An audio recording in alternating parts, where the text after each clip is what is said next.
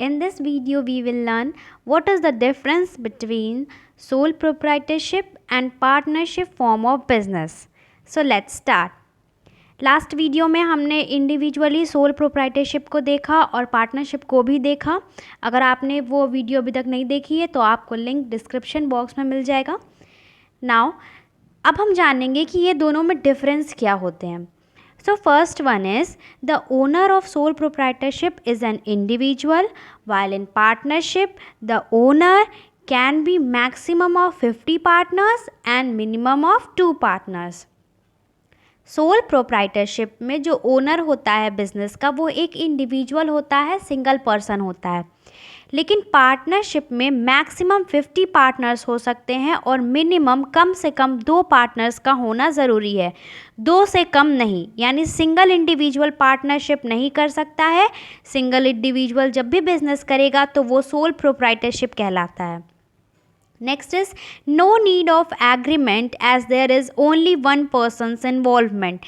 Sole proprietorship में जैसा हमने देखा कि एक सिंगल पर्सन होता है तो उसको किसी के साथ कोई एग्रीमेंट करने की ज़रूरत नहीं होती है बिजनेस स्टार्ट करने के लिए. लेकिन पार्टनरशिप में ऐसा नहीं होता है. पार्टनरशिप में एक क्लियर एग्रीमेंट होनी ज़रूरी है ताकि आगे कोई भी फ्यूचर में किसी भी तरह का कन्फ्यूज़न ना हो, किसी भी तरह के कन्फ्यूज़न को रिमूव किया जा सके, उसका कोई सॉल्यूशन निकाला जा सके. नेक्स्ट इज़ सोल प्रोप्राइटरशिप में registration is not necessary.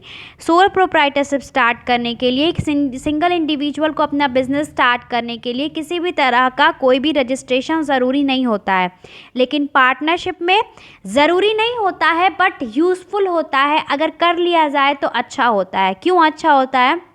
Future में अगर कोई डिस्प्यूट्स होते हैं पार्टनर्स के बीच, कोई मतभेद होता है या कोई प्रॉब्लम आती है तो उससे लड़ने के लिए, केस फाइल करने के लिए लॉ के अकॉर्डिंग उस पार्टनरशिप का रजिस्ट्रेशन होना ज़रूरी होता है. अगर किसी पार्टनरशिप बिजनेस का रजिस्ट्रेशन नहीं है तो उसके अगेंस्ट कोई भी केस नहीं फाइल की जा सकती है. सो इसलिए यूज़फुल होता है, नेसेसरी नहीं होता है पार्टनरशिप के लिए रजिस्ट्रेशन.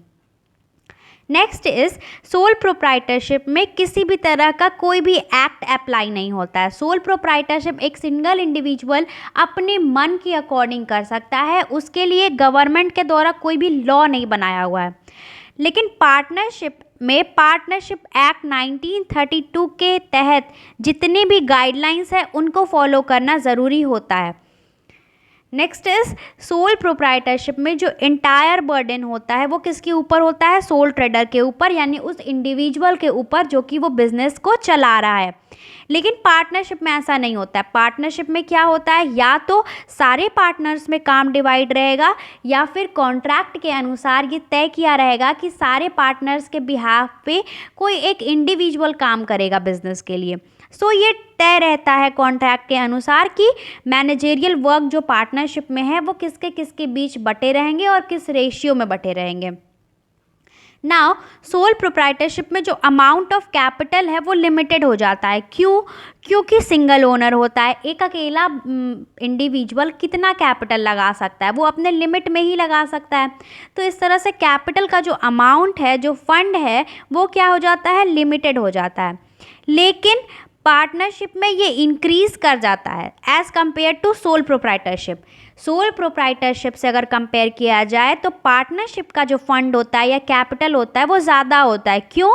क्योंकि यहाँ एक से ज़्यादा इंडिविजुअल होते हैं जो कि पार्टनर्स होते हैं. सारे पार्टनर्स को इन्वेस्ट करना ज़रूरी होता है. ठीक है, तो इस तरह से जब सारे पार्टनर्स इन्वेस्ट करेंगे फंड तो फंड ऑटोमेटिकली रेज हो जाएगा as compare to sole proprietorship. But यहाँ भी लिमिटेड ही होता है कैपिटल. क्यों? क्योंकि अगर 4 पार्टनर हैं तो वो 4 पार्टनर ही इन्वेस्ट करेंगे, कोई 5वां नहीं आके इन्वेस्ट कर देगा. तो इस वजह से यहाँ भी लिमिटेड ही होता है. But as compare to sole proprietorship partnership का कैपिटल ज़्यादा होता है. नाउ इंटरेस्ट की बात अब करते हैं. सोल प्रोप्राइटरशिप में इंडिविजुअल जो भी ओनर है वो बिना किसी के अप्रूवल के अपने इंटरेस्ट को, अपने लॉस या अपने प्रॉफिट को दूसरे बंदे को ट्रांसफ़र कर सकता है. ये उस इंडिविजुअल का डिसीज़न है, उसको किसी दूसरे की अप्रूवल की ज़रूरत नहीं होती है. बट पार्टनरशिप में ऐसा नहीं होता है. पार्टनरशिप में अगर कोई नए इंडिविजुअल को पार्टनर बनाना है या फिर किसी को अपना कुछ इंटरेस्ट ट्रांसफ़र करना है या किसी पार्टनर की डिसमिस करना है, रिमूव करना है, तो एक बंदे की नहीं चलेगी। सारे पार्टनर्स का म्यूचुअल एग्रीमेंट होना ज़रूरी है।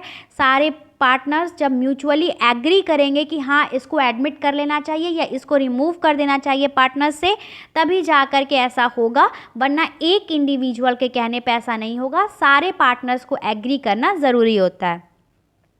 नाउ सोल प्रोप्राइटरशिप में क्या होता है, sole trader himself bears all profit and loss. उसका कोई नहीं होता है, तो जो भी प्रॉफिट, जो भी रिस्क, जो भी रिवार्ड होते हैं वो सोल प्रोप्राइटर का अपना होता है, सोल ट्रेडर का अपना होता है, वो किसी के साथ बंटवारा नहीं करता।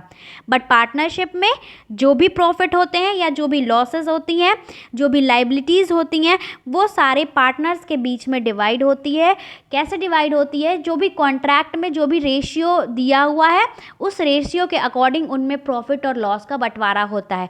बट इन केस अगर कोई ऐसा कॉन्ट्रैक्ट में कोई भी ऐसा रेशियो नहीं दिया हुआ है कि पार्टनर्स को किस रेशियो में डिवाइड करना है प्रॉफिट एंड लॉस को, तो ऐसा मान लिया जाता है कि उनके बीच जो भी प्रॉफिट एंड लॉस है वो इक्वली डिस्ट्रीब्यूटेड होगा। बट डिस्ट्रीब्यूट होगा, एक इंडिविजुअल सारा लॉस या सारा प्रॉफिट नहीं रख सकता, नहीं बियर कर सकता।